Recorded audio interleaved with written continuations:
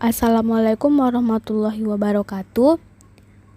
Materi selanjutnya kita akan membahas mengenai lembaga keuangan syariah. Apa itu lembaga keuangan syariah? Lembaga keuangan syariah adalah lembaga yang dalam aktivitasnya, baik penghimpunan dana maupun dalam rangka penyaluran dananya, memberikan dan mengenakan imbalan atas dasar prinsip syariah, yaitu jual beli dan bagi hasil.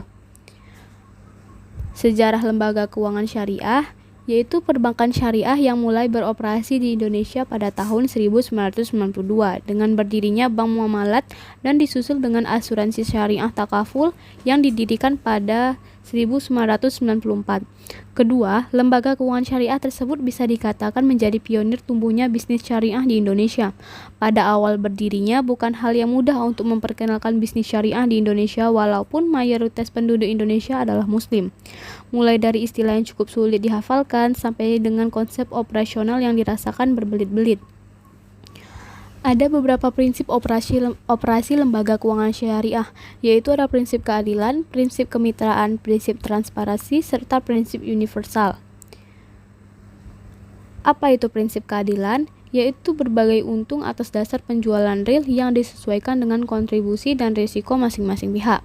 Sedangkan prinsip transparansi yaitu prinsip yang menekankan bahwa lembaga keuangan syariah selalu memberikan pelaporan keuangan secara terbuka dan secara berkesinambungan agar nasabah penyimpan dana atau investor dapat memantau dan mengetahui kondisi perihal dananya. Sedangkan prinsip kemitraan yaitu posisi nasabah menyimpan dana, pengguna dana, dan lembaga keuangan sejajar dengan mitra usaha yang saling sinergi dengan tujuan untuk memperoleh keuntungan. Yang terakhir, prinsip universal yaitu prinsip yang tidak membeda-bedakan agama, ras, suku, dan golongan dalam masyarakat. Hal ini disesuaikan dengan prinsip dalam agama Islam sebagai rahmatan lil alamin. Ada beberapa jenis-jenis akad dalam lembaga keuangan syariah, yaitu ada wadiah. Apa itu wadiah? Wadiah adalah akad penitipan barang atau uang antara pihak yang mempunyai barang atau uang dan pihak yang diberi kepercayaan dengan tujuan untuk menjaga keselamatan, keamanan, serta keutuhan barang atau uang. Sedangkan mudharabah yaitu akad kerjasama suatu usaha antara pihak pertama atau malik sahibul mal atau bank syariah yang menyediakan seluruh modal dan pihak kedua amil mudarib atau nasabah yang bertindak selaku pengelola dana dengan kesepakatan yang dituangkan dalam akad.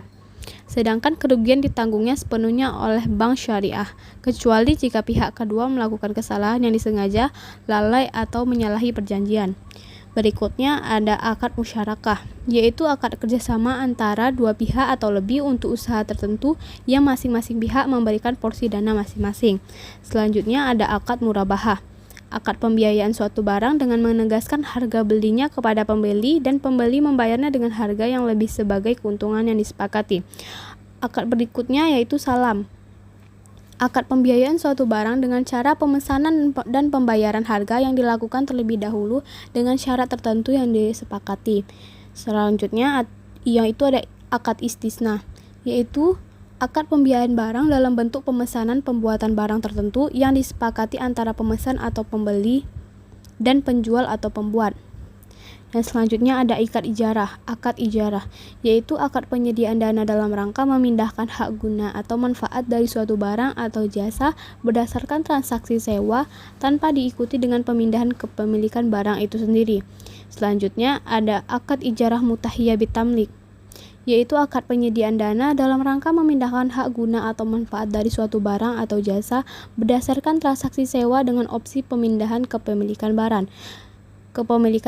Dan yang terakhir ada akad qard, yaitu akad pinjaman dana kepada nasabah dengan ketentuan bahwa nasabah wajib mengembalikan dana yang diterimanya pada waktu yang telah disepakati.